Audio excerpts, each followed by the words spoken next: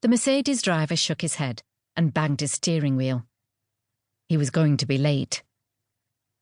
Despite snow piled up on the sides of the road, the sky was bright blue, and every now and again a bin worker stopped to remove a hat or his high-visibility orange jacket, throwing it into the cabin, where the driver was warm and dry. He'd watch from the high vantage point of the lorry's cab as the exchange with the silver Merc took place, and slowed down a little to further frustrate the guy driving. It was a regular pastime to make the job more interesting. He manoeuvred the vehicle deftly round a parked car, taking care to avoid the dry stone wall on the other side. They were halfway along a narrow road, which was inhabited by possibly 5 residents, as well as one at the very end, before it opened up and split into 2. Why the Merc was using this route was baffling, unless he wasn't local and didn't know either the waste disposal days or the tightness of this route. Or maybe he was one of the residents, though the workers recognised most of the homeowners on their rounds, and they didn't think he was. Jesus!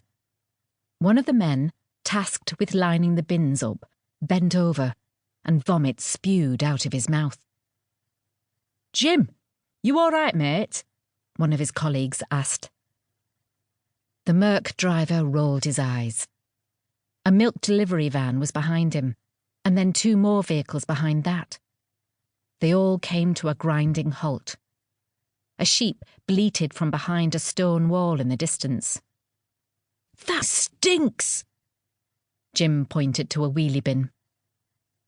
His fellow worker was puzzled. They came across foul-smelling waste all day long, and he was at a loss to see what Jim could have found so repulsive. The lad was obviously ill.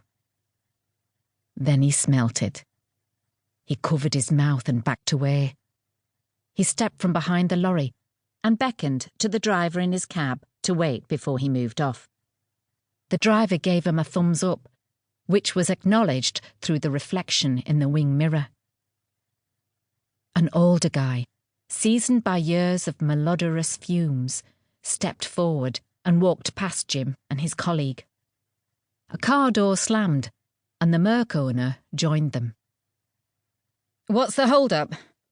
"Christ, that reeks!" He also covered his mouth and watched as the one worker, seemingly immune to noxious, fetid fumes, approached the offending wheelie bin and opened the lid. He peered in, and the others were satisfied to see that even he covered his mouth. He continued to look inside the receptacle, and then slammed the lid and backed away. He walked towards them, the colour drained away from his face.